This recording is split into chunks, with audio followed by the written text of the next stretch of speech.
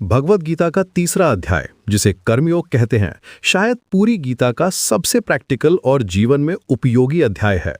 आज हम इस अध्याय की गहराई में जाकर समझेंगे कि कैसे श्री कृष्ण ने अर्जुन को और हमें भी जीवन जीने का सबसे बेहतरीन तरीका सिखाया है। कुरुक्षेत्र के युद्ध भूमि में अर्जुन का कंफ्यूजन अभी भी बना हुआ था। दूसरे अध्याय में ज्ञान योग की बात सुनकर वो और भी कंफ्यूज हो गया था। उसने कृष्ण से पूछा कि अगर ज्ञान कर्म से श्रेष्ठ है तो फिर आप मुझे इस भयानक युद्ध में क्यों धकेल रहे हैं। ये सवाल आज भी हम सभी के मन में आता है। जब हमें लगता है कि मेडिटेशन करना, स्पिरिचुअल बुक्स पढ़ना ज्यादा अच्छा है, तो फिर इस भागदौड़ भरी जिंदगी में क्यों फंसे रहें। कृष्ण का जवाब बिल्कुल क्लियर था। उन्होंने कहा कि इस संसार में दो तरह के लोग हैं। कुछ लोग ज्ञान योग के लिए बने हैं, जो मेडिटेशन और कॉन्टेम्पलेशन के थ्रू मोक्ष पाते हैं, लेकिन ज्यादातर लोग कर्म योग के लिए बने हैं, जो एक्शन के थ्रू ही अपना स्पिरिचुअल ग्रोथ करते हैं। यहां इंपॉर्टेंट बात यह है कि कोई भी पाथ सुपीरियर या इंफीरियर नहीं है, दोनों ही मंजिल तक पहुंचाते हैं। फिर कृष्ण ने एक बहुत ही प्रोफाउंड बात कही कि कर्म किए बिना कोई भी व्यक्ति एक क्षण भी नहीं रह सकता।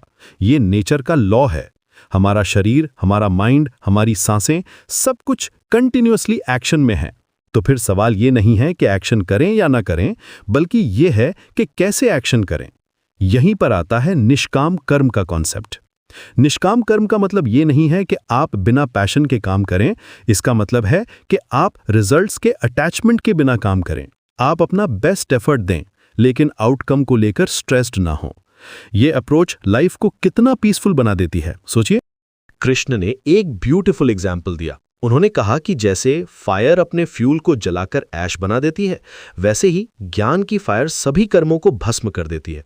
लेकिन यहाँ ट्रिक ये है कि ये ज्ञान थ्योरेटिकल नॉलेज नहीं है, बल्कि प्रैक्टिकल विजडम है, जो एक्शन के थ्रू ही आती है। अब सवाल आता है कि हम ऑर्डिनरी लोग ये कैसे करें। कृष्ण का जवाब था यज्ञ। यज्ञ का मतलब सिर्फ हवन या रिचुअल नहीं है। यज्ञ का मतलब है सेल्फलेस सर्विस, दूसरों के लिए काम करना। जब आप अपने फैमिली के लिए काम करते हैं, सोसाइटी के लिए कंट्रीब्यूट करते हैं, एनवायरनमेंट की केयर करते हैं, ये सब यज्ञ है। कृष्ण ने बताया कि ये पूरा यूनिवर्स एक साइकिल में चलता है। सूरज अपनी एनर्जी देता है, बारिश होती है, प्लांट्स ग्रो करते हैं, हम फूड खाते हैं, फिर हम भी कुछ ना कुछ वापस देते हैं।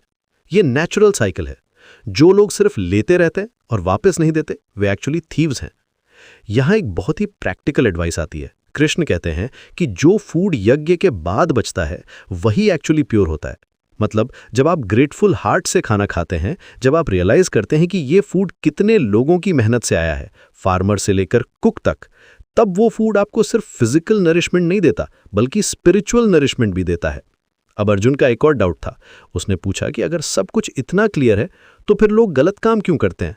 कृष्ण का जवाब था, काम और क्रोध, ये दो एनिमीज हैं जो हमारी विजडम को क्लाउड कर देते हैं। काम यानी अनकंट्रोल्ड डिजायर्स, और क्रोध यानी एंगर, ये दोनों मिलकर हमारे जजमेंट को बिगाड़ देते हैं। लेकिन सोल्यूशन भी है। कृष्ण कहते हैं कि जैसे आग को धुएं से ढका जा सकता है, मिरर को डस्ट से ढका जा सकता है, वैसे ही हमारी विजडम को भी ये डिजायर्स ढक देती हैं। लेकिन जैसे क्लीनिंग से मिरर साफ हो जाता है, वैसे ही सेल्फ डिसिप्लिन से हमारी विजडम भी क्लियर हो जाती है। तीसरे अध्याय का सबसे इंपॉर्टेंट मैसेज ये है कि स्पिरिचुअल लाइफ और प्रैक्टिकल लाइफ अलग नहीं है। आप ऑफिस में काम करते हुए भी स्पिरिचुअल ग्रोथ कर सकते हैं, अगर आप राइट एटीट्यूड रखें। ये एटीट्यूड है अपना ड्यूटी पूरी डेडिकेशन से करना, लेकिन रिजल्ट्स के लिए एंग्शियस न होना।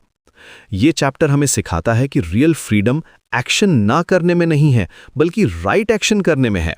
जब आप अपने कर्म को वर्शिप बना देते हैं, तो हर काम एक मेडिटेशन बन जाता है।